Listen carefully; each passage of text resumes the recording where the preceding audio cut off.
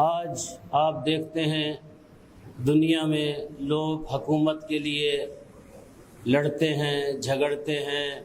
हुकूमत तो बहुत बड़ी चीज़ है, लेकिन लोग छोटी छोटी चीज़ों पे भी लड़ते हैं।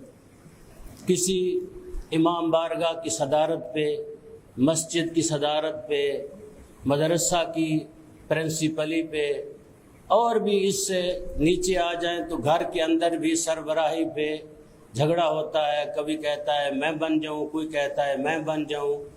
लेकिन पता नहीं है इस हज़रत इंसान को कि एक दिन ऐसा आएगा, अल्लाह ताला फरमाएगा कि आज मेरी बादशाही है, आज मेरी हुकूमत है, आज मैं हाकिम हूँ, अल वाहिदुल क़हार।